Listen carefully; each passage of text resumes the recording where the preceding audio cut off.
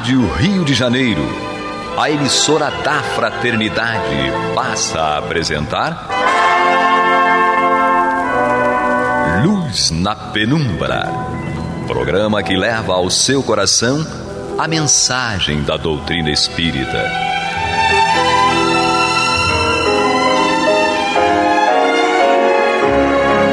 E com vocês, Eduardo Araújo, para o estudo de O Livro dos Médiuns, da obra codificada por Allan Kardec. Olá, prezados amigos da Rádio Rio de Janeiro, sejam todos muito bem-vindos. Mais uma vez, com alegria, estamos aqui juntos para o estudo de O Livro dos Médiuns de Allan Kardec, com ela, a pitonisa Maria de Fátima Deus Miranda. seja Dona louvado. Dalgisa que falava muito em pitonisa, hein? Olha, Dona Dalgisa, que a senhora continue tranquila onde estiver. Não escuta Eduardo nossa agora. Grande Dona Dalgisa, nossa ouvinte aí de muitas décadas, que retornou ao plano espiritual, mas agora deve estar firme e forte aí nos acompanhando. Opa! Lá do outro lado. Um abraço para Dona Dalgisa. E Paulo Renato, aquele que estava lá cultuando o bezerro de ouro. Conversamos sobre isso na semana passada. Agora não mais quer saber de bezerro de ouro, né, Paulo? Na verdade, eu não ajudei a construir, eu só limpava. Ficava lustrando o bezerro. Para manter ele sempre limpinho. A gente está falando sobre isso porque no programa de semana passada, nós, pega aí seu livro, capítulo 31, sobre as dissertações espíritas. Lemos aí a mensagem de número 11 do espírito Pedro Jouti e falávamos sobre a mediunidade e vimos que a mediunidade, conforme coloca aqui o espírito Pedro Jouti, ela é tão antiga quanto o mundo. Então trouxemos aí algumas passagens bíblicas mostrando que a mediunidade está lá na Bíblia, como está no livro de todas as religiões. Isso é importante destacar também, não é, Paulo Renato? Não é só uma questão da judaico-cristã, mas você pode ir em qualquer religião do planeta. Maomé foi um grande profeta. Ele recebia orientações de espíritos superiores para que pudesse unificar o seu povo. Maomé realmente foi um grande profeta.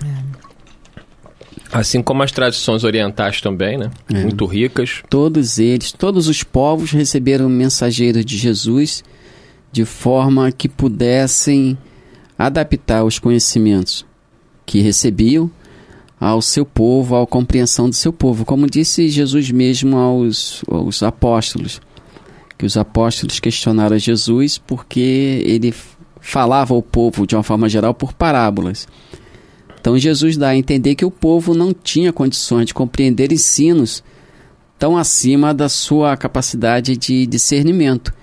E falou para os apóstolos: eu vos digo, o que eu vos digo aos ouvidos, dizei-os em altas vozes para o povo. Quer dizer, traduza para o povo dentro do seu grau de compreensão.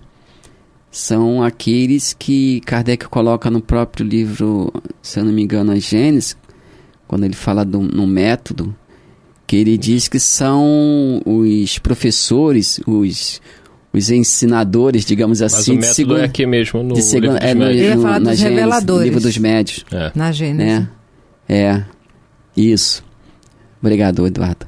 Então ele fala sobre aqueles gênios que ele classifica como orientadores de segunda ordem, porque recebe essa primeira orientação de espíritos mais superiores e repassam ao vulgo, ao povo. Então, os apóstolos foram esses aí, professores de segunda ordem na expressão de Kardec. E vamos lá, vamos então retomar, nós vamos começar aí do primeiro parágrafo e vamos seguir adiante. Lembrando que semana passada aí, capítulo 31, e tem 11 aí, a mensagem de número 11, nós lemos só o primeiro parágrafo, vamos retornar ao primeiro parágrafo e vamos seguir adiante, para pegar o ritmo da leitura. Então vamos lá. O dom da mediunidade é tão antigo quanto o mundo. Os profetas eram médiuns. Os mistérios de Eleusis se fundavam na mediunidade. Os caldeus, os assírios, tinham médiuns. Sócrates era dirigido por um espírito que lhe inspirava os admiráveis princípios da sua filosofia. E eles lhe ouvia a voz. Todos os povos tiveram seus médiuns, e as inspirações de Joana d'Arc não eram mais do que vozes de espíritos benfazejos que a dirigiam.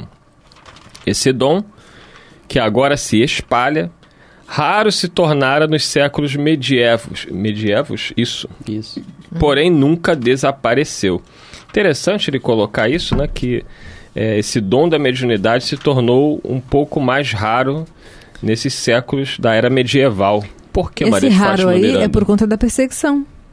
Então não é que em acontecimento eles não surgissem, mas eles não eram trazidos a público por conta da perseguição às bruxas, que você estava lá na Inquisição, cara. Eu não lembro como só, lá eu já disse que eu era Saul, índio. como eu era Saul, índio. né? Como Saul que nós Estava nas lembramos. florestas, Maria de Fátima Miranda.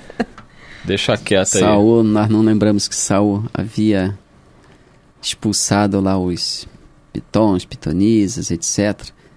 Não vimos também a proibição lá em Moisés. Por isso que Miranda tem pavor desse nome até hoje, né? Saul. Expulsou lá as pitonisas, queria matar todos os médios. Deixa estar. Olha, há algum tempo, já faz bastante tempo, um determinado grupo, lidando com a mediunidade, se fez presente um espírito, não é?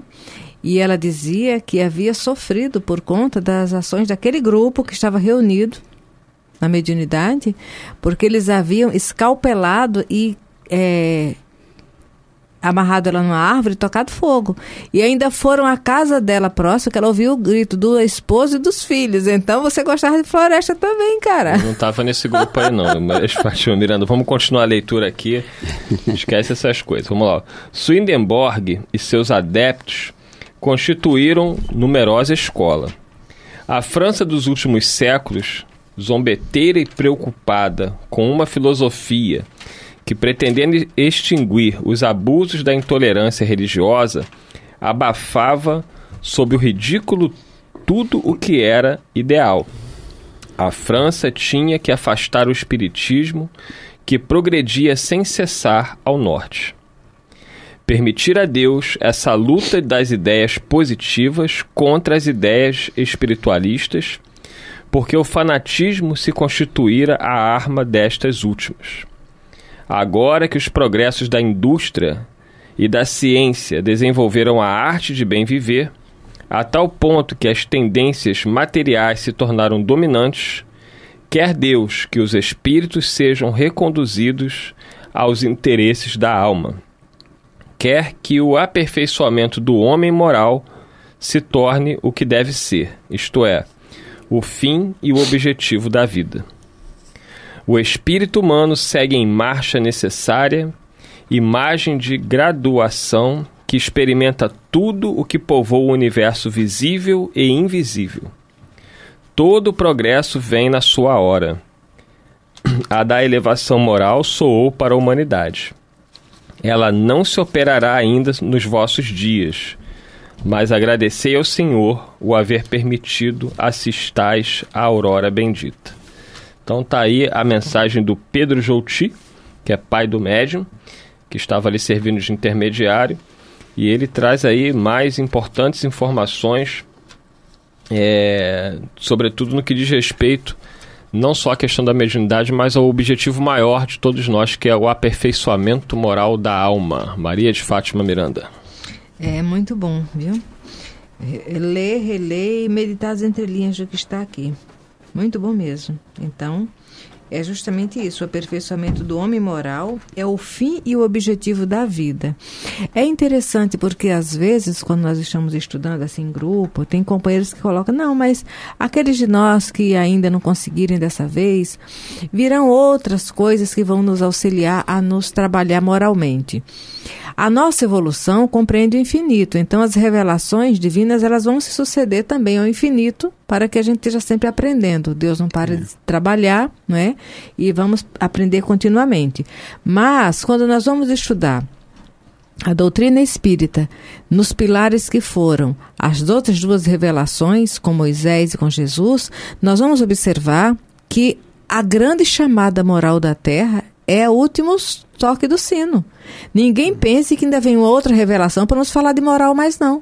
Porque a doutrina espírita ela é o consolador que vai trabalhar justamente isso, a nossa inteligência, nossas ideias, para que as nossas escolhas nos auxiliem.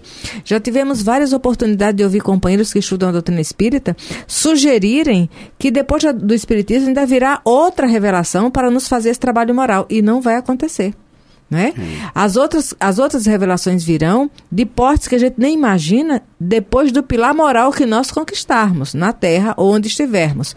Mas quem vem concluir aquele chamamento do Cristo para a melhoria do homem da terra é o da doutrina espírita. Não fiquemos iludidos achando que virá uma outra revelação para falar aquilo que Moisés convidou com o decálogo lá, fidelidade a Deus. Jesus deu depoimento com a lei de amor. A doutrina espírita nos mostra com riqueza de detalhe. O espiritismo não é melhor do que qualquer outra religião nenhuma, porque tem aqueles que se fizeram grandes com Cristo na primeira hora lá. Não é? Mas a doutrina espírita não existe um outro chamamento científico, filosófico, com aspecto religioso, que nos fale mais profundamente da nossa condição de espírito. E nós ficamos assim, ouvindo, às vezes a gente nem fala nada para não gerar polêmica, só quando nos pede opinião, mas é lamentável que ainda tenha espírita que acredite que ainda virá uma outra revelação para nos falar algo que a gente não está querendo se render ao chamado do espiritismo.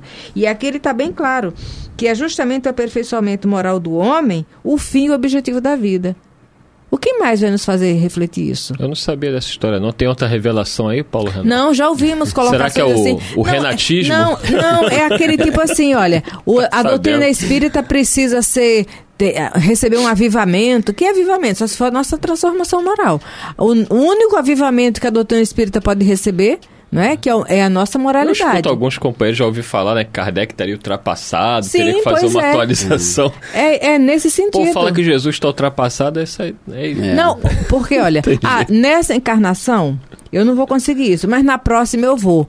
Quem vai garantir se nós estamos desperdiçando? A próxima pode ser roldão dessa, continuação de uma acomodação. Agora, essa ideia de que Kardec está ultrapassado, quando alguém diz que Kardec está ultrapassado, é porque vai vir alguém acima de Kardec para falar, mas o quê? Né? E nós vamos observar que no movimento do Consolador, não é só o que se fala, foi o que se exemplificou. Kardec, ele é a base por toda a elaboração de conteúdos que ele filtrou, mas ele não teria feito essa filtragem se ele não tivesse vivenciado. Nós sabemos muito pouco de Kardec. Muito pouco. Só ficou registrado aquilo que era necessário para esse momento. Mas não fazemos a ideia da grandeza desse espírito, portas adentro do coração, não é? Que era o sentimento dele. Então, nós vamos observar, se Kardec está ultrapassado, quem pensa assim é porque acha que ainda virá uma outra revelação. E nós sabemos que não é mais assim. A Terra vai continuar evoluindo, outras revelações virão, mas não com o objetivo da moralização do homem. Porque se ele não conseguir agora, vai sair da Terra. É interessante que Jesus falou que o discípulo não pode ser maior do que o mestre. Se algumas pessoas consideram, segundo a sua avaliação, que Allan Kardec, por consequência, a doutrina espírita estão ultrapassados, então, naturalmente, essas pessoas estão se colocando acima do mestre, né? E abandonaram voluntariamente a condição de discípulos. Como o mestre tem por missão, como diz Jesus, apontar o caminho, essas pessoas naturalmente devem seguir o seu caminho. Porque Kardec falou que seitas poderiam surgir à margem da doutrina espírita, não dentro dela. Então, aqueles que julgam ter apreendido no campo da compreensão e da vivência tudo quanto a doutrina espírita que revive os ensinos do Cristo sugere que nós façamos, que esses, então, sigam o seu caminho, né, naturalmente, dentro daquilo que consideram mais justo, dentro do que acreditam, e deixe a doutrina espírita para aqueles como nós que ainda estamos engateando na compreensão da doutrina espírita e também, por consequência, engateando muito no que diz respeito à sua realização, à sua colocação em prática. Então, cada um de nós deve seguir o seu caminho. Mas a gente lembra aqui no livro, no Evangelho segundo o Espiritismo, no capítulo 13, não sabe a vossa mão esquerda, tem uma mensagem aqui que é interessante, é de São Vicente de Paulo. Num trecho dela, ele fala assim: quisera eu que dispensassem mais interesse, mais fé às leituras evangélicas. Desprezam, porém, esse livro considero num repositório de palavras ocas, uma carta fechada. Deixam no esquecimento esse código admirável. Vossos males provêm todos do abandono voluntário a que votais esse resumo das leis divinas. Lede-lhe as páginas cintilantes do devotamento de Jesus e meditai-as. E aqui no capítulo 11, quando ele fala sobre a fé e a caridade, uma mensagem de um espírito protetor, num determinado trecho ele fala assim: entretanto, a vida terrestre tem que servir exclusivamente ao aperfeiçoamento moral, que mais facilmente se adquire com o auxílio dos órgãos físicos e do mundo material. Então ele vem discorrendo sobre esse assunto muito interessante, mostrando muito bem qual é o objetivo, a finalidade da doutrina espírita. Repetimos, que traz de volta os ensinos de Jesus nas suas bases primeiras. E a gente descobre, né, na leitura e nessas meditações, como ele sugere aqui, leia e meditai-as. Então a gente descobre, quando lê e medita com algum grau de profundidade, a gente descobre que Allan Kardec novamente tinha razão quando falava que o Espiritismo tem a ver com todos os conhecimentos humanos, e para compreendê-lo não se deve fazê-lo com superficialidade. E ele diz mesmo na introdução, acho que é na introdução, capítulo 8, se eu não me engano, podem procurar aí e fazer a correção, se necessário, mas do Livro dos Espíritos, mas ele fala que não considera um espírita sério aquele que não se enquadrou, não se ajustou nesse campo que ele sugere de meditação com calma, com tranquilidade, de modo que possa dar em termos de compreensão, dar algum grau de profundidade às suas ideias. Então a gente, quanto mais estuda, mais compreende a doutrina espírita e mais vê a sua grandeza e quanto temos ainda que corrigir dentro daquilo que julgávamos saber. Porque, como diz ainda o texto evangélico, nós pensamos saber, mas não sabemos como devemos saber. Então é sempre útil e preventivo da obsessão, que todos nós estamos de alguma forma inseridos num campo em algum grau de obsessão, mas meditar com cuidado os ensinos da doutrina espírita, sem nenhuma prevenção, é uma prevenção, sem nenhuma prevenção ideológica, digamos, ou religiosa, seja lá o termo que se queira usar, mas é uma prevenção, com certeza, contra uma obsessão que a gente poderia classificar aqui como Kardec, como uma fascinação. Para você que está chegando aí, está meio perdido, o programa é o Luz na Penumbra. Estamos estudando o Livro dos Médiuns, no seu capítulo 31, a mensagem aqui de número 11 do espírito Pedro Jouti. E lá no final ele vai dizer o seguinte, que todo progresso vem na sua hora. Nós que estamos encarnados aqui no planeta, nós ficamos muito ansiosos para que o mundo de regeneração chegue logo. Mas esquecemos que isso é uma construção que já vem aí de muitos séculos e que hoje a Terra já está num nível, num patamar muito melhor do que já esteve aí nos séculos passados, né, nos milênios passados. Nós que na semana passada estudamos aí bastante sobre essa questão bíblica, né? Todas as guerras, tudo que aconteceu aqui no planeta, todas as injustiças, as perseguições aos médiuns da época. Hoje a mediunidade pode ser exercida aí. Claro que existem lugares ainda do planeta que há restrições, mas, de maneira geral, a mediunidade hoje ela é exercida. Você tem as igrejas abertas, os centros espíritas, os terreiros, os companheiros do budismo, as seitas esotéricas, enfim.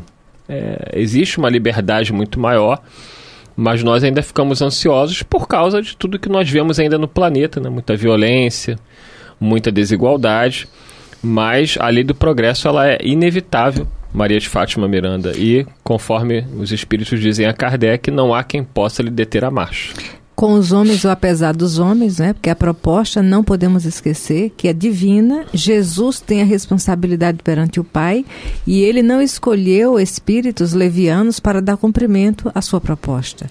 Então, que cada um trabalhe em si aquilo que é da sua responsabilidade. E todos nós temos grande responsabilidade.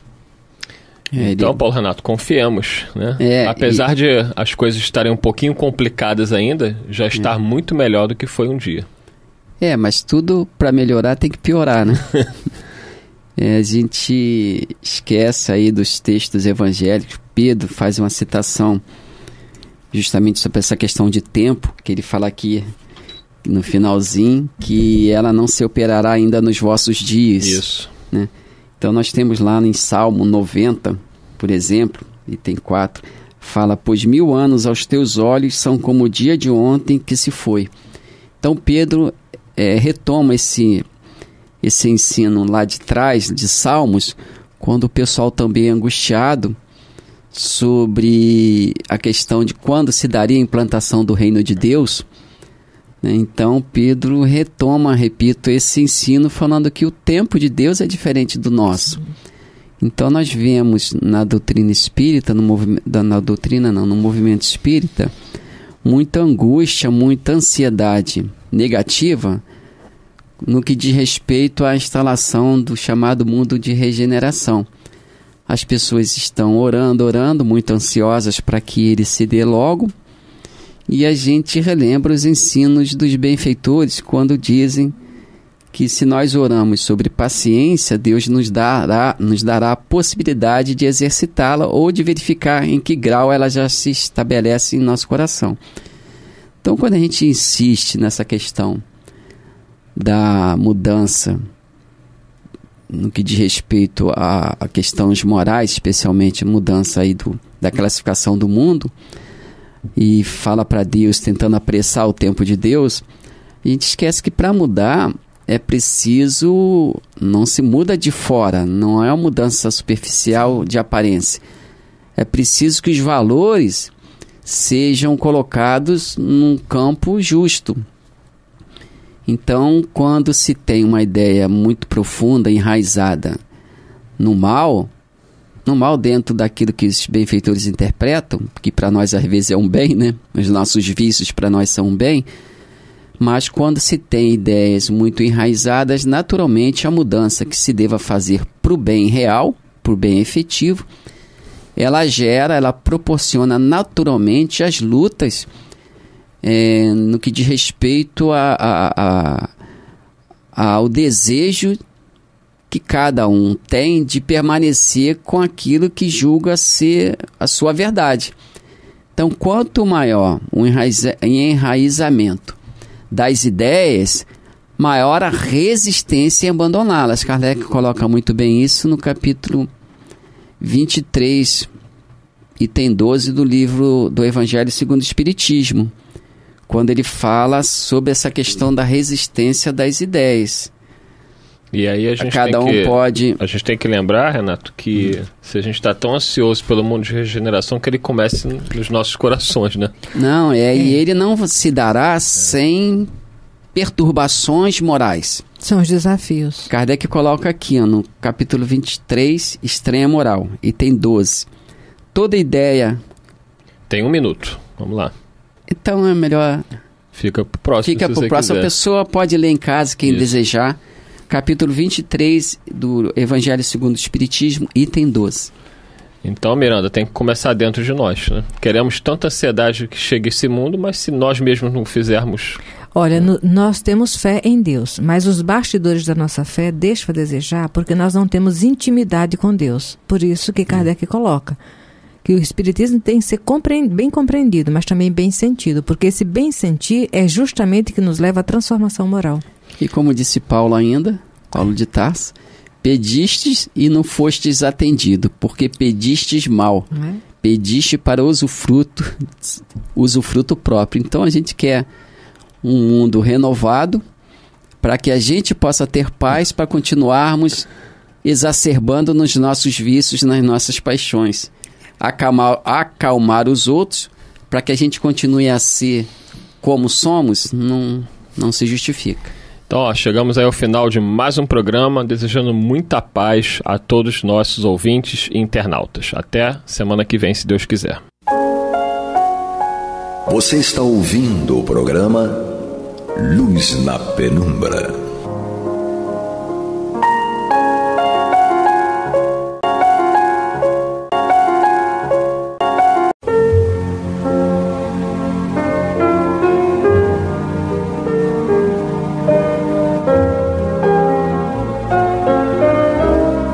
A Rádio Rio de Janeiro está levando ao seu lar e ao seu coração a mensagem consoladora da doutrina espírita, através do programa Luz na Penumbra.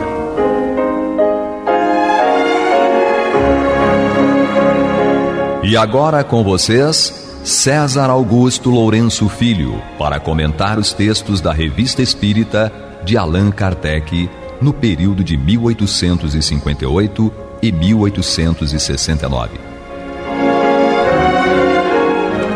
Aqui estamos novamente, com muito prazer, para continuarmos nosso estudo conjunto da Revista Espírita. No programa de hoje vamos nos ocupar na seção Dissertações Espíritas, do exemplar de outubro de 1867 da revista, na matéria de título Conselhos sobre a Mediunidade Curadora, que é composta por 3 mensagens do espírito Abade Príncipe de Hohenlohe e que foi dada em Paris, 12 de março de 1867, no grupo Delian, através do médium Sr. Delian. Vamos então ao texto.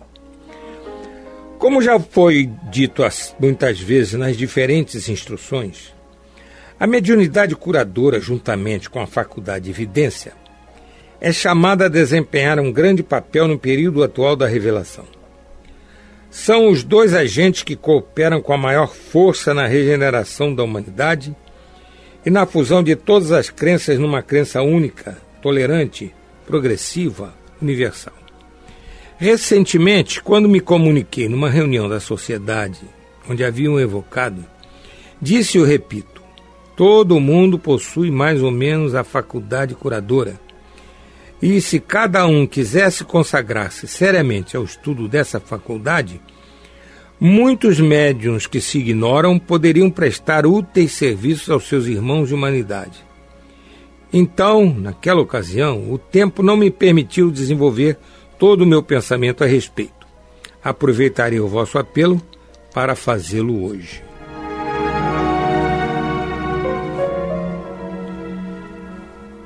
Inicialmente, queridos irmãos, vamos considerar o seguinte. Logo no início do trecho lido, o Espírito fala que muitas vezes nas diferentes instruções, então, esta reunião, onde ele deu as 3 mensagens, era uma reunião séria em que as pessoas estudavam e contavam com a ajuda dos espíritos para entender bem o que estava se processando, o que era dito. Por quê? Porque a doutrina ainda estava sendo codificada, ainda não haviam sido publicados todos os livros de Kardec. Então, o que acontecia?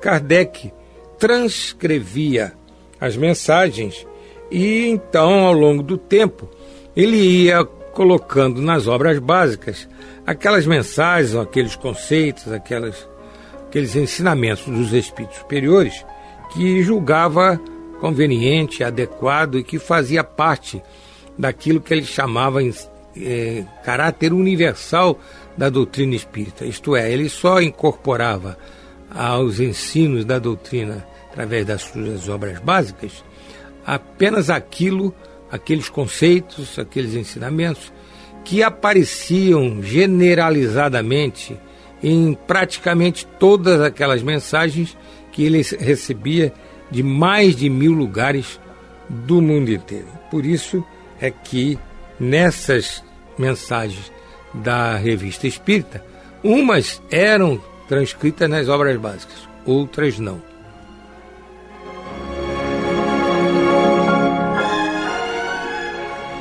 Por exemplo, no texto que nós lemos há pouco, o Espírito fala alguma coisa de opinião pessoal dele e que, na verdade, não está em acordo com o ensinamento da doutrina a respeito do assunto.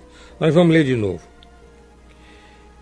Falando sobre o papel dos dois tipos de mediunidade, o Espírito fala: são os dois agentes que cooperam com a maior força na regeneração da humanidade e na fusão de todas as crenças numa crença única, tolerante, progressiva, universal. Isso é uma opinião pessoal do Espírito comunicante.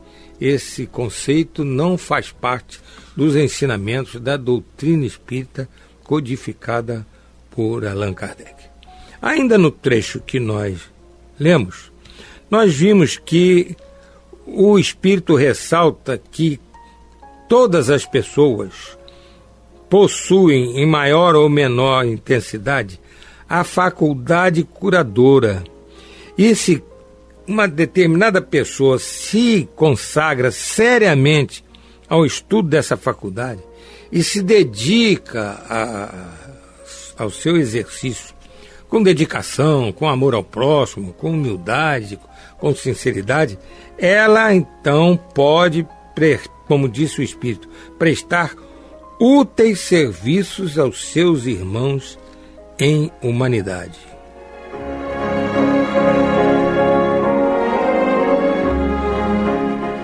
Vamos continuar então na matéria Conselhos sobre a Mediunidade Curadora, publicada por Kardec na seção Dissertações Espíritas da Revista Espírita de outubro de 1867. É o espírito Abade Príncipe Hohenlohe falando. Em geral, os que buscam a faculdade curadora têm como único desejo obter o restabelecimento da saúde material, restituir a liberdade de ação a tal órgão, impedido nas suas funções por uma causa material qualquer. Mas, sabei-o bem, é o menor dos serviços que esta faculdade é chamada a prestar. E só a conheceis em suas primícias e de maneira completamente rudimentar, se lhes conferis este único papel. Não. A faculdade curadora tem uma missão mais nobre e mais extensa. Se pode restituir aos corpos o vigor da saúde, também deve dar às almas toda a pureza de que são suscetíveis. E é somente neste caso que poderá ser chamada curativa, no sentido absoluto da palavra.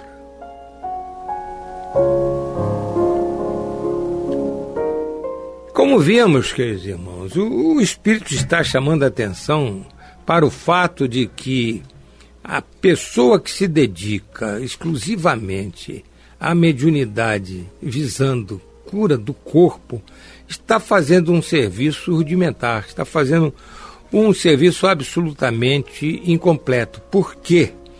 Porque, quando mais não seja, apenas um fator tem uma conotação espiritual enorme. É que a imortalidade da alma e a comunicabilidade dos espíritos é demonstrada por fatos através justamente de tudo aquilo que acontece numa reunião onde se processa uma cura através de um médium dito curador. Então, o importante, o fundamental é que ali está um espírito desencarnado atuando, manipulando as forças da natureza, atuando sobre um corpo de um espírito reencarnado, a fim de fazer com que aquele corpo restitua a sua saúde física, e o espírito nele reencarnado, a pessoa que é agraciada, vamos chamar assim, pela cura do seu corpo, está diante de uma situação muito importante na sua vida. Ela está, de certo modo, sendo convocada a pensar em termos espirituais, não se preocupar exclusivamente com a saúde do corpo, e sim paralelamente e com intensidade se dedicar ao seu esclarecimento espiritual e, mais do que ao seu esclarecimento, à vivência, à exemplificação de tudo aquilo de bom e de belo que ela aprende com a manifestação do Espírito que cura, com a manifestação de outros espíritos que geralmente nessa reunião atuam, e também com aquele estudo que porventura essa pessoa faça, e é importantíssimo que faça, da doutrina espírita, com todas as suas explicações, com todas as formas que ela mostra justamente a imortalidade da alma, o progresso do espírito, o valor do amor ao próximo, o valor da caridade, enfim, tudo aquilo que a doutrina espírita ensina, clarificando as palavras de Jesus, tornando bastante firme para nós o entendimento do que o Mestre veio fazer com a humanidade.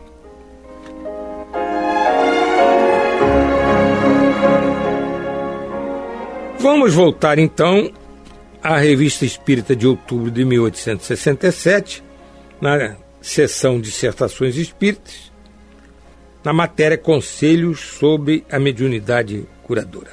É o Espírito falando, o Espírito que se comunicou no grupo Delian.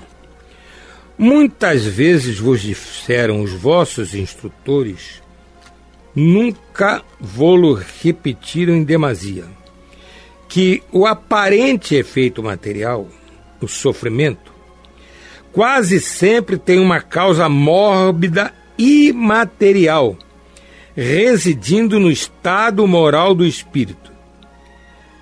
Se, pois, o médium curador ataca o corpo, não ataca senão o efeito. Permanecendo a causa primeira do mal, o efeito pode reproduzir-se, quer sob a forma primordial, quer sob outra aparência qualquer. Muitas vezes aí está uma das razões pelas quais tal doença, subitamente curada pela influência de um médium, reaparece com todos os seus acidentes, desde que a influência benfazeja se afaste, porque não resta nada, absolutamente nada, para combater a causa mórbida. Para evitar essas recidivas, é preciso que o remédio espiritual ataque o mal em sua base, como o fluido material o destrói em seus efeitos. Numa palavra, é preciso tratar, ao mesmo tempo, o corpo e a alma. Você está ouvindo pela Rádio Rio de Janeiro o programa Luz na Penumbra, com estudo da Revista Espírita, na apresentação de César Augusto Lourenço Filho.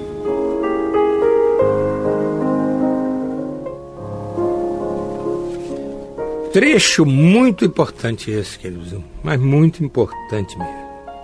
Primeiro, o Espírito fala que os instrutores desse grupo, Delian, repetiam, e ele disse, não em demasia, que o aparente efeito material, quer dizer, o que se vê da doença do corpo, na verdade, esse sofrimento tem sempre uma causa mórbida e material residindo no estado moral do espírito, isto é uma consequência de uma realidade interior do espírito e também, muitas vezes, ou quase sempre, consequência de repercussões das encarnações passadas, porque quando a gente reencarna, trazemos a nossa bagagem de boas realizações no passado e de descaminhos, desacertos e decisões equivocadas que tivemos.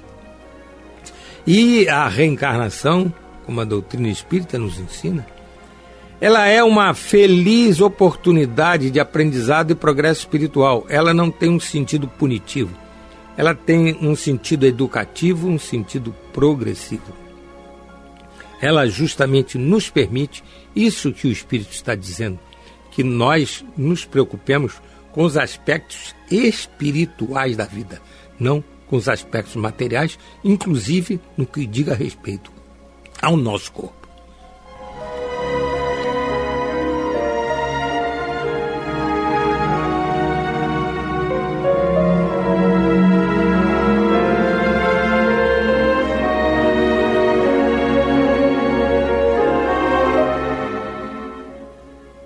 Esta mensagem, queridos irmãos, como dissemos no início,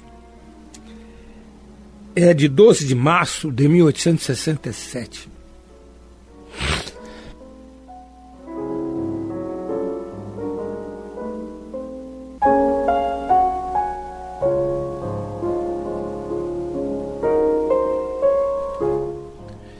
Posteriormente, muito depois, por sinal, a medicina, que até então era exclusivamente voltada para a cura do corpo, passou a levar em conta nos procedimentos médicos puros e simples, sem qualquer conotação religiosa, sem qualquer menção a espírito, a uma manifestação de espírito, passou a levar muito em conta, de uma maneira bastante significativa, o estado psíquico da pessoa, a realidade interior da pessoa.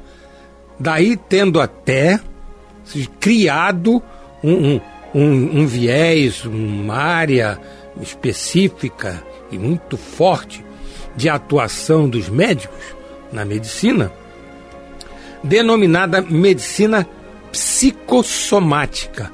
Isto é, aquela medicina em que não apenas o corpo é visto para se alcançar a cura, se considera também a realidade interior da pessoa. Essa medicina psicossomática chegou, inclusive, a conclusões enormes, profundas, a respeito justamente dessas causas que não estão no corpo. E depois, inclusive, com o procedimento de regressão de memória, com vistas a buscar informações do período de infância e algumas regressões indo até a vida no útero materno, o que aconteceu? Nessas regressões, as pessoas passaram a ir à reencarnação passada. E isso no início confundiu os médicos, confundiu-os muito, e posteriormente os médicos, principalmente médicos espíritas, passaram a se utilizar desse procedimento, permitindo sim que a regressão atingisse a encarnação passada, e com isso conseguiram muito mais informações a respeito da realidade espiritual daquela pessoa, e muitas vezes com essas regressões chegavam à explicação de lá, numa encarnação passada, determinados acontecimentos que repercutiam na encarnação presente e que explicavam justamente a doença que a pessoa estava apresentando.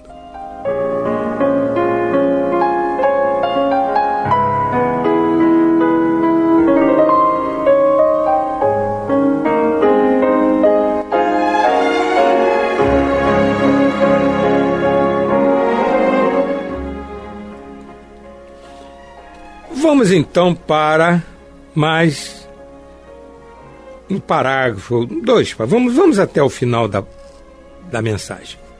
É o Espírito falando. Para ser bom médium curador, não só é preciso que o corpo esteja apto a servir de canal aos fluidos materiais reparadores, mas ainda que o espírito possua uma força moral que só pode adquirir por seu próprio melhoramento. Para ser médium curador, é preciso, pois, preparar-se não só pela prece, mas pela depuração de sua alma, a fim de tratar fisicamente o corpo pelos meios físicos e de influenciar a alma pela força moral. Uma última reflexão. Aconselho-vos que busqueis de preferência os pobres, que não têm outros recursos além da caridade do hospital. Não é esta absolutamente a minha opinião. Jesus dizia que o médico tem por missão cuidar dos doentes e não dos que gozam de boa saúde. Lembrai-vos de que na questão de saúde moral, há doentes por toda parte, e que o dever do médico é ir a toda parte onde o seu socorro é necessário.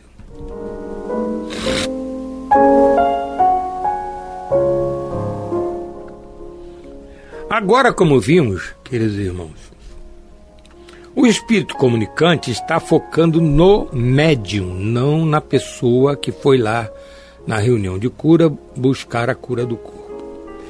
Ele dá conselhos ao médium curador para que ele seja um bom médium curador.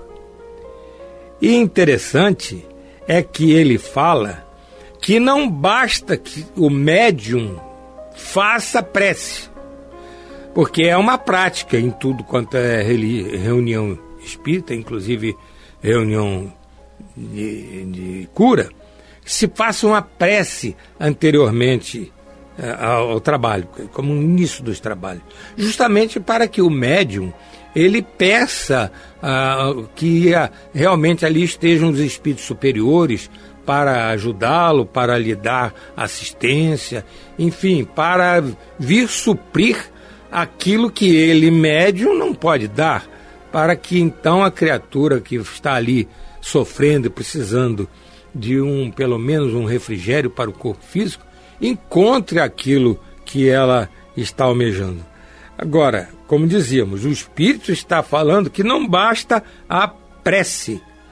Vou até ler de novo. Para ser médium curador é preciso, pois, preparar-se não só pela prece, mas pela depuração de sua alma, a fim de tratar fisicamente o corpo pelos meios físicos e de influenciar a alma pela força moral. Ou seja, o médium curador tem que estar verdadeiramente empenhado, sinceramente empenhado, num esforço de aprendizado e progresso espiritual.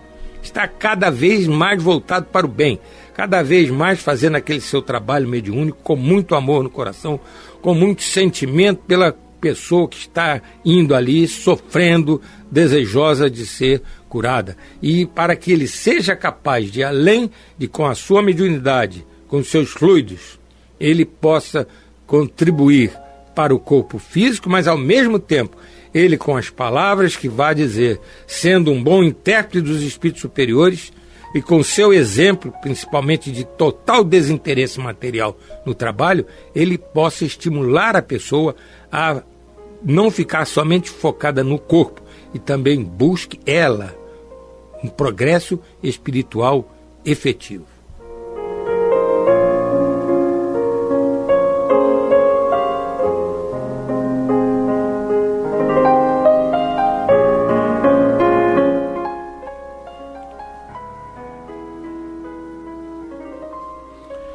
No último parágrafo que acabamos de ler, queridos irmãos, o Espírito fala que as pessoas aconselhavam sempre que os médiuns curadores atendessem preferencialmente os pobres que não têm recurso além da caridade do hospital. É bem verdade que quanto mais dificuldade financeira a pessoa tem, maior a tendência de buscar médiuns curadores para que fique curada sem que haja pressão financeira. Mas, como o Espírito falou, não era a opinião dele, e apesar de ele estar falando em nome dele, mas nós reforçamos que a opinião dele está em perfeito acordo com a doutrina dos Espíritos. Porque, às vezes, a pessoa que vai lá, que está com o coração em frangalhos, não tem nenhuma necessidade material. Tem a doença física, mas não tem necessidade material nenhuma. Pelo contrário, já até gastou muito dinheiro, muitas vezes, com a medicina oficial. Então, aquela pessoa talvez esteja precisando até mais de uma orientação espiritual, esteja precisando mais de se voltar para o bem, para o amor ao próximo, do que aquele pobrezinho que está ali junto dela, recebendo o mesmo benefício de cura do corpo. Em outras palavras, queridos irmãos, é o doente que precisa de remédio, mas não é o doente físico. É o doente físico, sim, mas também o doente moral. Aquela pessoa que está dissociada do bem, do amor, da compreensão, da boa vontade, aquela pessoa que está apegada às coisas materiais, egoísta, que não pensa no seu próximo. Nós estamos chegando ao final do nosso programa, queridos amigos. Muita saúde, muita paz, muita alegria. Até a próxima semana.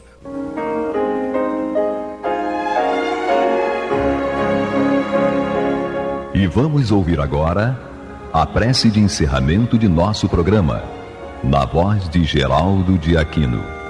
Jesus, dá-nos coragem para a luta, piedade para os insultos e misericórdia para as injustiças e ingratidões. Limpa nossa alma de inveja e ambições mesquinhas, de ódio e de vingança o nosso caminho.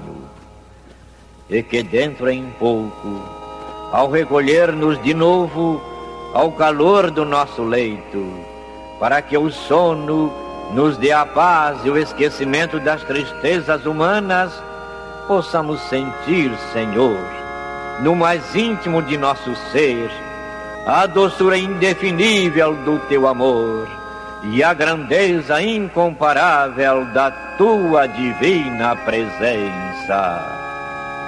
Que assim seja.